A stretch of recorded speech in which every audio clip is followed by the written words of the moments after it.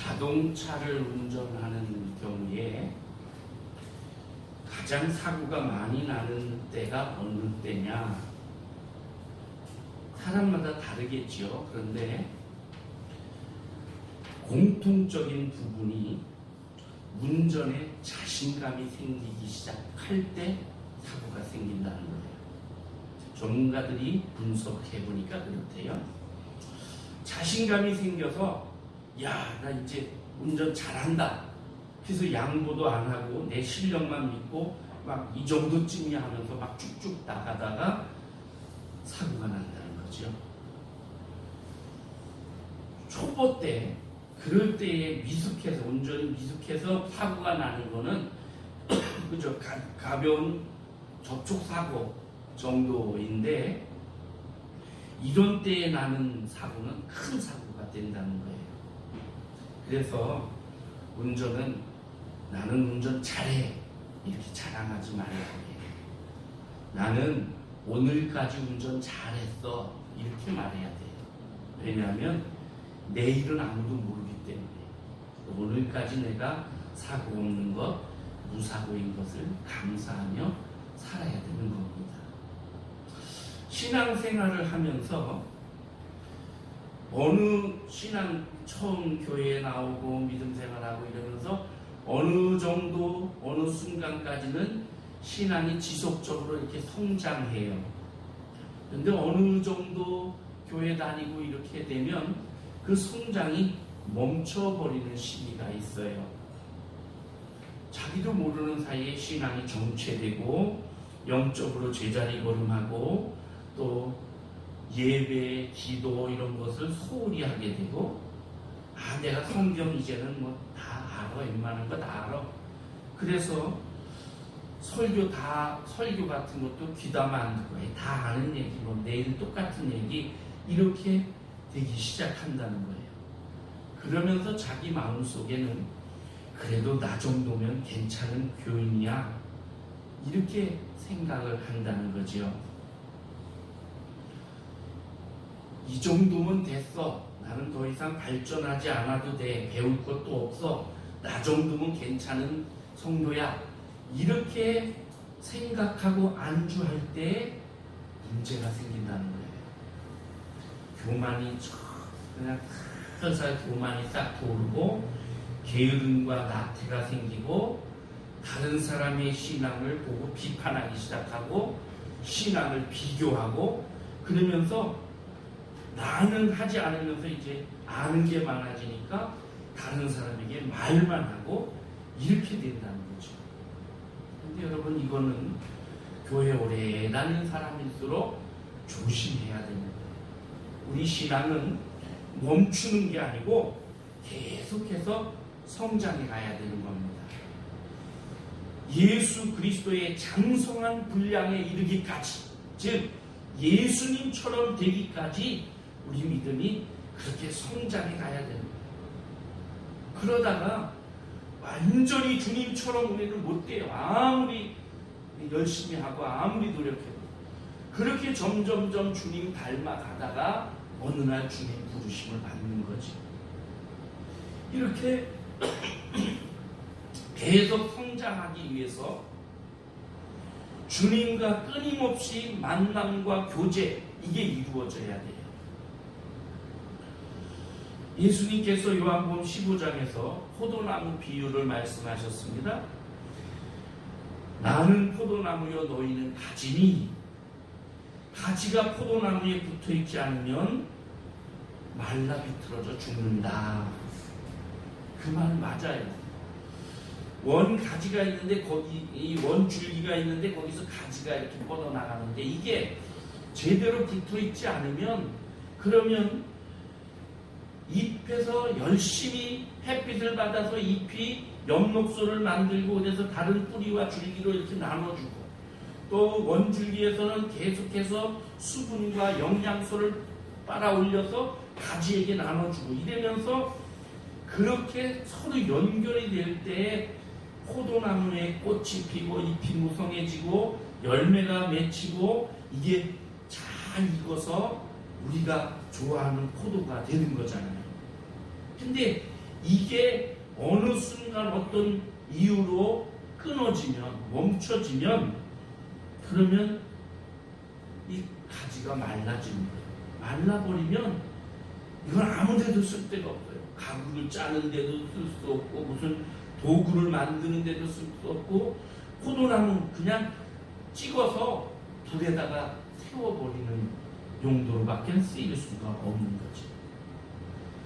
오늘 본문에 나오는 모세라는 사람은요, 구약 성경에 기록된 인물 중에 아마 최고의 인물이라고 생각이 됩니다. 율법을 대표하는 인물이고, 유대 민족의 지도자고 예언자이고, 이스라엘의 건국자라고 할 수 있고, 하나님과 민족을 섬기는 아주 충실한 일꾼이었죠. 하나님과 대면하고 하나님 말씀을 듣고, 유대인들은 이 모세와 다윗을 가장 존경하는 조상으로 이렇게 생각을 해요. 성경에도 보면 민수기 12장에 보면 이 사람 모세는 온유함이 지면의 모든 사람보다 더하더라. 그래서 겸손하고 온유하고 그러면서도 하나님과 늘 교제하는 그런 사람이 있어요. 그렇게 위대하고 존경받는 이 하나님의 사람 모세가 나 정도면 이제 됐지 뭐 이렇게 생각할 수도 있는데, 성경을 쭉 읽어보면 모세는 그렇게 하지 않았던 것 같아요. 오늘 말씀 7절부터 11절 사이에 있는 말씀, 이것이 그 증거예요. 자, 이 말씀을 저는 끼어들어 있는 말씀이다 이렇게 표현을 하는데, 중간에 이 모세의 상황을 쭉 이 역사적인 기록을 하면서 중간에 이 말씀을 끼워 넣었어요. 자, 그 앞에 내용은 뭐냐면 이스라엘이 출애굽하죠. 출애굽해갖고 석 달 만에 시내산에 갔어요. 시내산에 딱 도착해서 이게 출애굽기 19장부터 나오는 얘기입니다. 시내산 거기에 가서 모세가 하나님의 말씀을 듣고 이스라엘 백성들에게 이제 우리가 하나님과 계약을 맺은 계약의 백성이 되자, 하나님의 백성이 되자고 하나님이 계약하자고 하신다. 너희들 어떻게 할 거냐? 그러니까 온 민족이 우리 그렇게 합시다. 우리를 여기까지 인도해 주신 하나님과 계약을 하겠습니다. 그래서 모든 백성들이 다 옷을 깨끗이 입고 생활을 이렇게 여인을 가까이 하지 않고 이래둬서 하나님과 계약을 맺어요. 하나님은 이스라엘의 하나님이 되고 이스라엘은 하나님의 백성이 된다. 이 계약이에요. 여러분, 우리도 이 세상에서 어떤 계약을 맺으면 그 계약의 조건이 있잖아요. A라는 사람이 B라는 사람과 어떤 계약을 맺어. 집을 사거나 팔거나 전세하거나 또는 어떤 물건을 주문하거나. 그러면 A는 B에게 어떤 물건을 몇 월 며칠까지 몇백 개를 이렇게 납품을 한다. 그러면 B는 A에게 그거에 대한 금액으로 얼마를 준다. 몇 월 며칠까지 선금을 주고 나중에 어떻게 준다. 이렇게 계약을 맺어요. 그때에 그 계약 맺으면서 그 물건에 대한 물건은 뭘로 만들고 샘플은 이런 거고 모양은 이렇고 이러면 다 그런 것이 다 명시되어 있죠. 그리고 제일 나중에 이것을 어길 시에는 손해배상을 청구한다. 이런 게 되어 있단 말이에요. 이스라엘도 실행 조건이 있었어요. 하나님과 계약을 맺으면서. 자, 하나님은 이스라엘의 백성이 되셔서, 이스라엘의 하나님이 되셔서 이스라엘 백성을 지키시고 보호해 주시고 영원히 그 이름을 빛나게 해 주시겠다. 이게 하나님이 하실 일이에요. 이스라엘은 하나님의 백성이 되어서 하나님만 우리의 하나님으로 섬기고, 그리고 하나님께만 예배하는 그런 우리 백성이 되겠습니다. 이렇게 계약을 맺었어요. 이 계약을 어기면 하나님이 너희를 버리셔서 너희가 저주를 받고 이방 나라에 포로로 끌려가고 이렇게 될 것이다. 계약을 맺었단 말이에요. 그리고 모세는 이 계약을 맺고 하나님이 계약을 딱 성취된 다음에 하나님께로 올라가요. 자세한 사항을 이렇게 이제 보고 듣고 알려주기 위해서 백성들에게 계약을 맺은 다음에 하나님께 시내산에 올라갔어요. 올라가서 40일 동안 있습니다. 40일 동안 있으면서 율법의 내용들, 그리고 절기에 관한 규례, 성막을 지어라, 성막을 만들어라, 그리고 그 안에 증거계를 이렇게 해서 그 안에 십계명 돌판 이런 거를 다 넣고 이래라. 그 지성소 안에 있는 진설병, 떡을 올려놓는 상, 그리고 등잔대, 그리고 제단, 등불 이런 것을 어떻게 만들어라. 제사장 옷은 어떻게 만들고 거기에 붙이는 흉패 이런 건 어떻게 하고, 제사장이 드릴 제사의 예법, 그 다음에 제사장이 번제를 드릴 때에 쓰는 분향단과 번제단, 물두멍, 이렇게 손을 씻고 이러는 물두멍, 그리고 이 성전 안에서 거룩하게 피워야 될 향을 만드는 방법, 이런 것들을 자세하게 주님이 가르쳐 주셔요. 성경에 보면 모형을 보여주셨다고 돼 있어요. 그러니까 이 모세가 그걸 자세히 보고 듣고 뭐 기록을 했는지 모르겠어요. 그렇게 하고, 그리고 하나님이 직접 만들어주신 십계명 돌판 2개를 딱 받았단 말이에요. 이게 40일 걸렸어요. 그런데 그 사이에 사고와 사달이 났어요. 밑에 있던 이스라엘 백성들이 하나님과 계약을 맺었어요. 이미 맺었는데 그 계약서에 잉크도 마르기 전에 우상을 만들어서 경배를 합니다. 모세가 산에 올라가서 안 내려와 40일 동안. 그러니까 야, 이거 모세는 없고 우리 하나님과 계약을 맺었으니 이제 하나님을 만들어서 섬기자. 그래서 있는 금을 모아가지고 그래서 금송아지를 만든 거예요. 이게 하나님 형상이라고. 왜 금송아지냐? 애굽에서 본 게 그거거든요. 애굽에서 이집트 사람들이 섬기던 신이 무척 많아요. 그 중에 하나가 용경의 신 황소예요.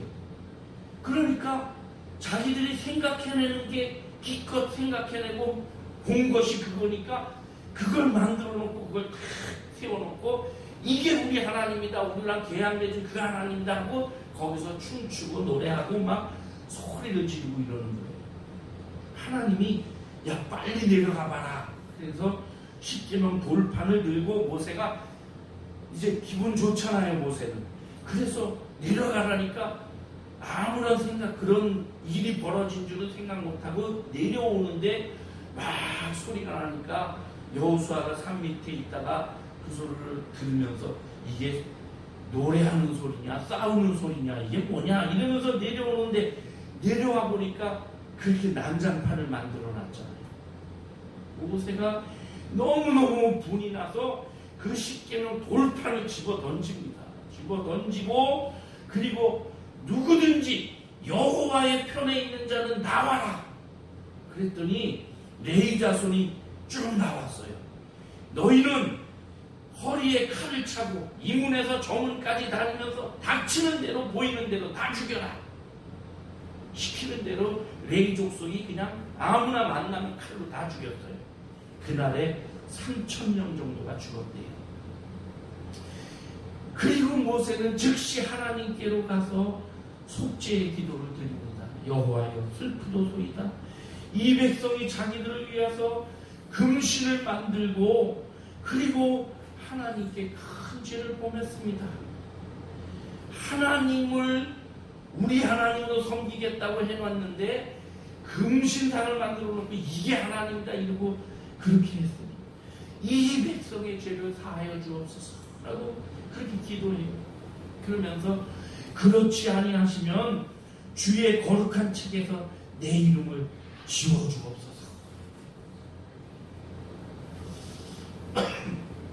하나님께서 말씀하시죠. 너희는 내가 너희 조상에게 주기로 약속한 그 땅으로 올라가라. 내가 내 사자를 앞서 보내서 그 땅에 먼저 보내서 그 땅에 있는 가나안 족속을 다 쫓아내는데 도와줄 거다. 그런데 나는 너희랑 안 간다. 하나님이 계약을 파기한 이 백성을 버리신 거예요. 하나님이 과거 아브라함과 이삭과 야곱과 조상들에게 약속한 그 약속의 땅 주시겠다고 이스라엘 백성을 출애굽시켰는데 각종 기적과 능력으로 홍해도 건너고 광야에서 구름기둥 불기둥으로 만나와 메추라기로 이래서 끌고 왔는데 시내산에서 하나님만 섬기기로 이렇게 계약을 딱 맺고 나서 그 40일을 못 견뎌서 하나님을 배신하고 엉뚱한 저 애굽의 신을 만들어 놓고 거기다 절하고 있으니 이 모든 계약은 무효가 된 거죠. 한마디로. 그럼에도 하나님은 내가 약속한 거니까 그 땅으로 가게는 해주겠다. 근데 난 안 간다. 너희가 가서 취하라. 나는 여기서 끝이다. 이렇게 말하는 거예요. 12절부터 그 이후에 모세가 기도하는 거예요. 하나님, 주님께서 이 백성을 인도하여 올라가라고 해놓으시고 그렇게 하면서 저를 부르셔 여기 지도자로 세우셨는데 너희만 가라 그러시면 그러면 어떡합니까 하나님? 해번역에 보니까 주님께서는 저를 이름으로 불러주실 만큼 저를 잘 아시며 저에게 큰 은총을 베푸신다고 말씀하셨습니다. 그런데 저에게 은총을 베푸신다고 하신 그 은총이 어디 있습니까? 이 은총을 저에게 주십시오.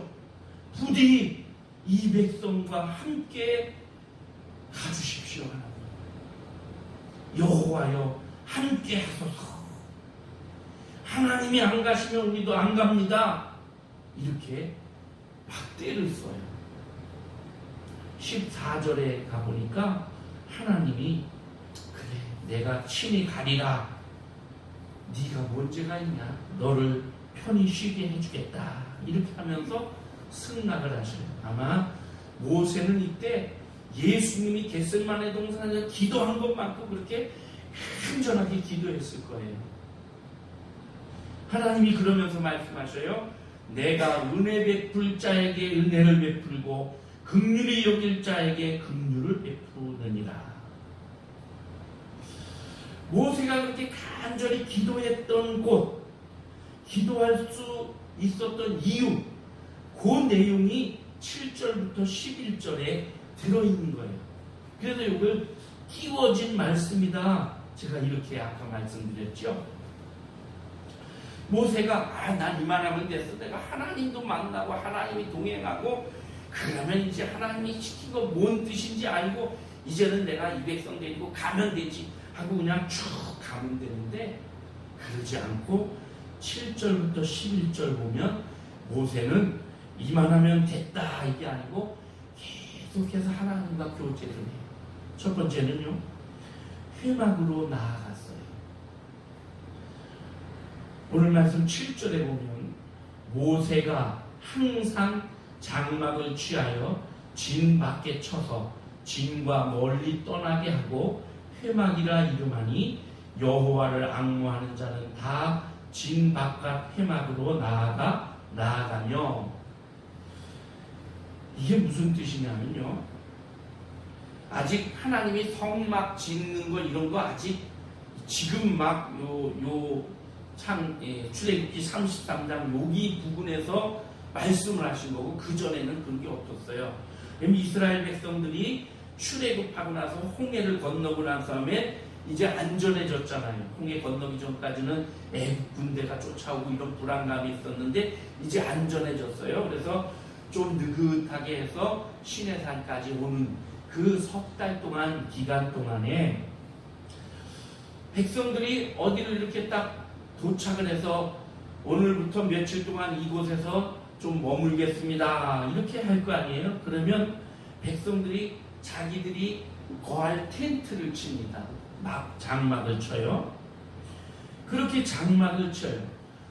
나중에 이제 이 시내산 사건이 있은 후에는 가운데에 성막을 딱 세우고 이 성막을 중심으로 동서남북에 12지파가 딱 이렇게 자기 지파대로 위치를 찾아서 진을 치지요.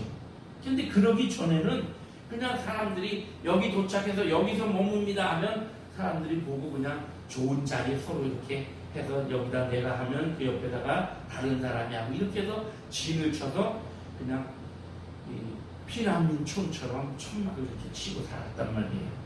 그런데 오늘 말씀 보면 모세가 거하는 장막이 따로 있는데 그러지 않고 항상 또 다른 장막을 하나 이스라엘 백성이 친 그거에서 멀리 떨어진 곳에 진 밖에 쳐서 멀리 거기다 하나 따로 쳤다는 거예요.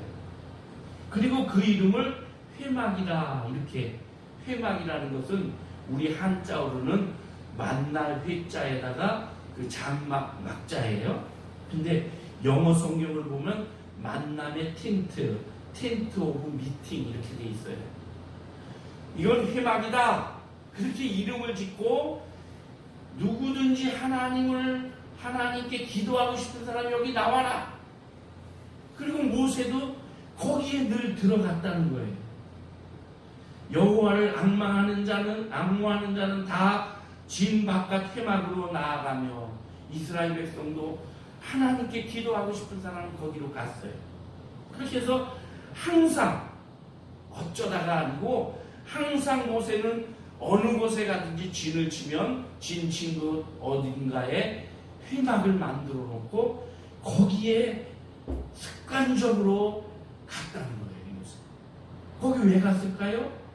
하나님 만나기 위해서. 8절에 보니까 모세가 회막으로 나아갈 때에는 백성이 다 일어나 자기 장막문에 서서 모세가 회막에 들어가기까지 바라보며 텐트를 치고 이러고 나면 모세도 자기 개인 텐트 쳤겠죠. 그리고 회막을 쳤단 말이에요. 그런 다음에 모세가 그 회막으로 가요. 그러면 이스라엘 백성들이 텐트를 치고 이제 여기서 며칠 있을 거니까 그러면서 모세가 가는 걸 봐요. 이렇게 다 일어나서 문 밖에 나와서 봅니다. 그러면 모세가 회막으로 들어가잖아요. 그렇게 회막에 들어가면 위에서 구름 기둥이 쫙 내려왔대요. 하나님이 임재하시는 거예요. 그러면 우리 지도자 모세님이 회막으로 들어가서 하나님을 뵙는구나. 하나님이 우리 지도자 모세 선생님하고 함께 하시고 도우시는구나.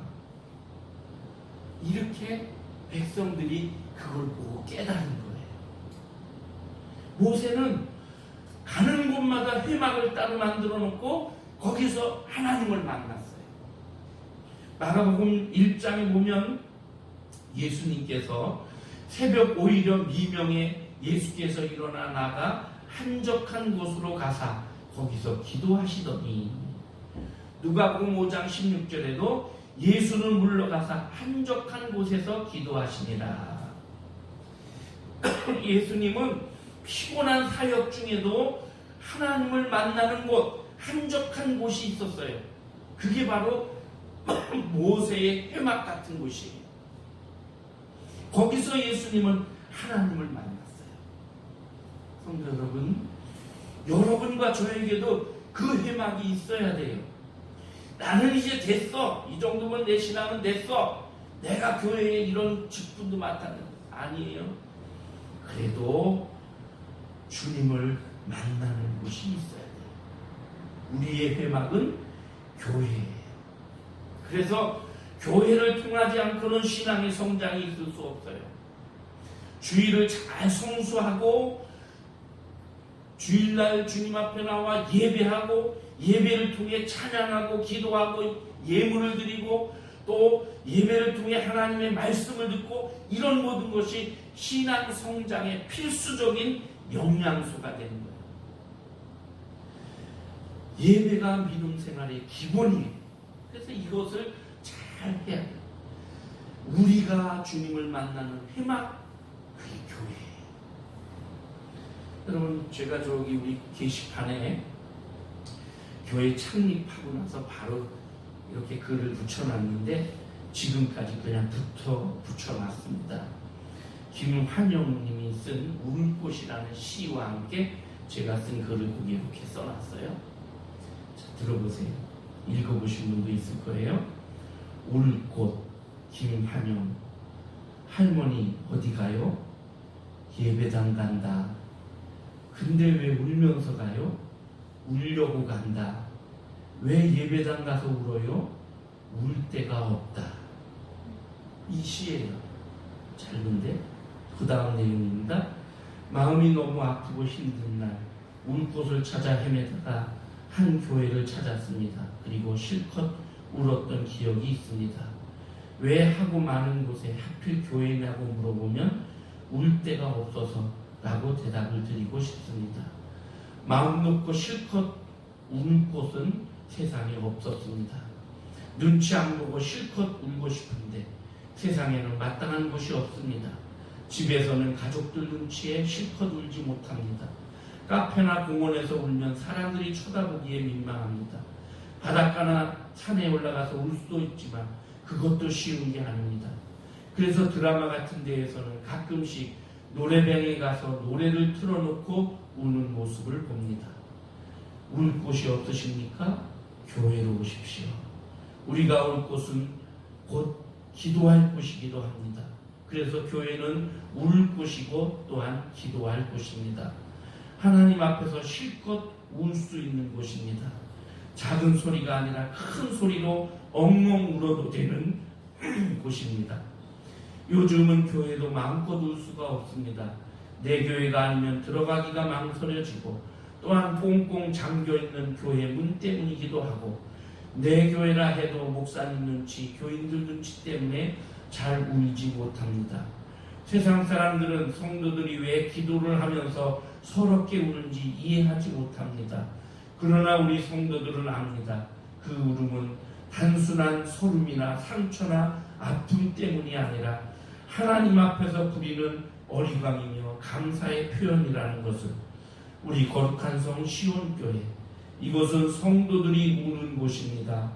예수님께서 겟세마네 동산에서 심한 통곡으로 울며 기도하셨듯이 이곳에서 마음껏 찬송하고 우는 곳입니다. 소리 지르고 싶을 때 목이 터져라 소리 지르고 마음껏 엉엉 울면서 하나님을 찾으십시오. 바로 이곳이 그런 이유로 준비된 곳입니다. 여러분 각자 자기의 회막, 자기의 한적한 곳, 주님을 깊이 만나는 곳이 있어야 돼요.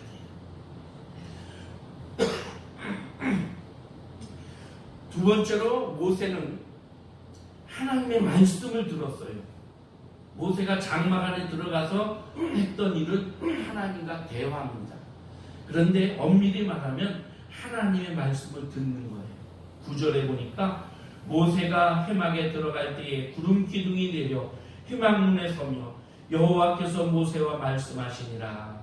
모세가 회막문에 탁 들어가면 구름 기둥이 쫙 내려오고 그리고 여호와께서 모세와 같이 말씀하시는데 11절에 보니까 사람이 그 친구와 이야기함 같이 여호와께서 모세와 대면하여 말씀하셨다.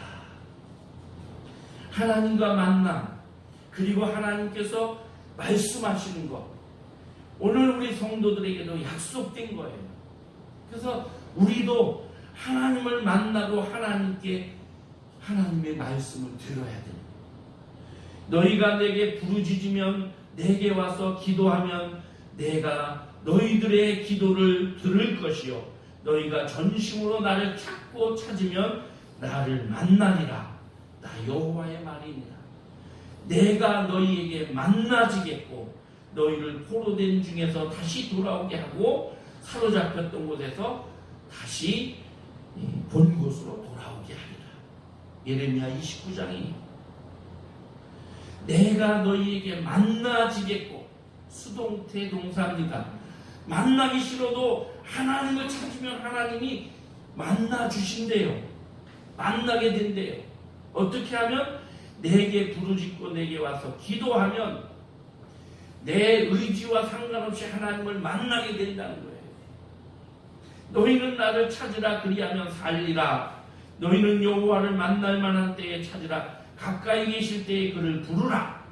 성경은 끊임없이 하나님께 나와 하나님을 찾으면 하나님이 우리를 만나주시고 우리에게 말씀하신다고 그렇게 성경은 기록하고 있어요.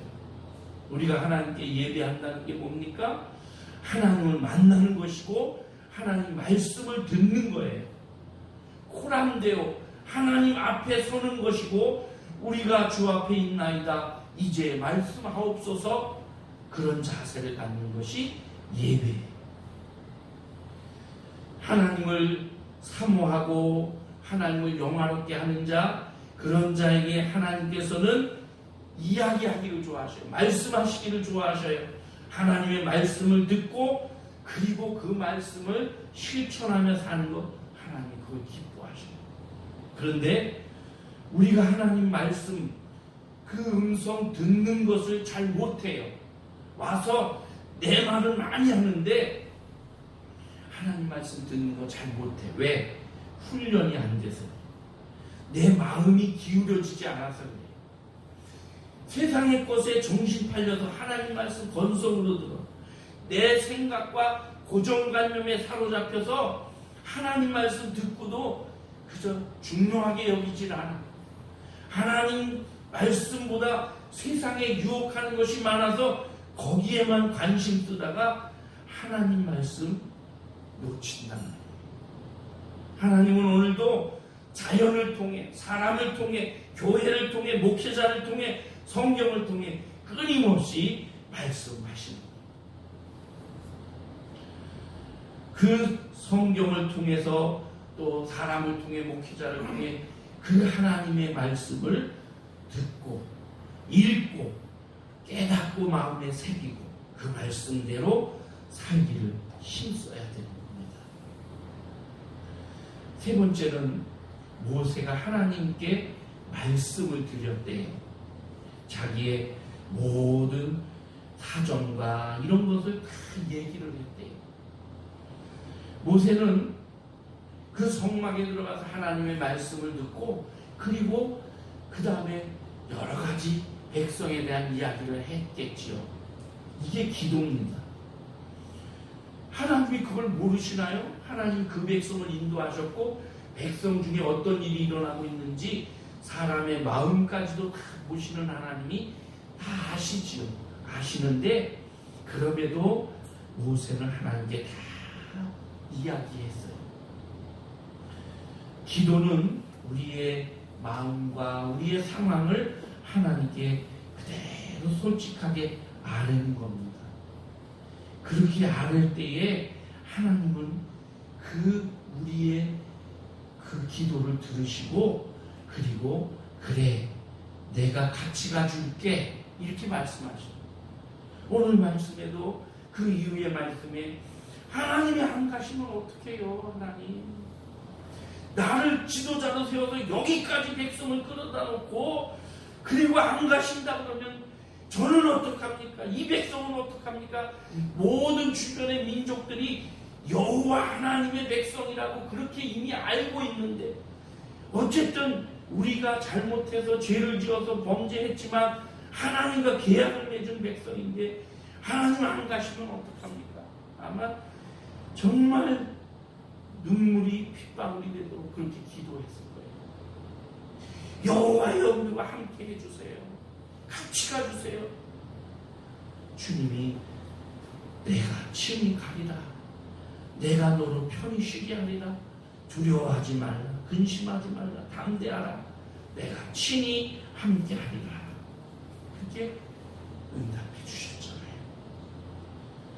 오늘도 주님 우리에게 오셔서 그렇게 말씀하셔요. 내 모든 사정을 다 알릴 때 주님이 그래 내가 다 알아.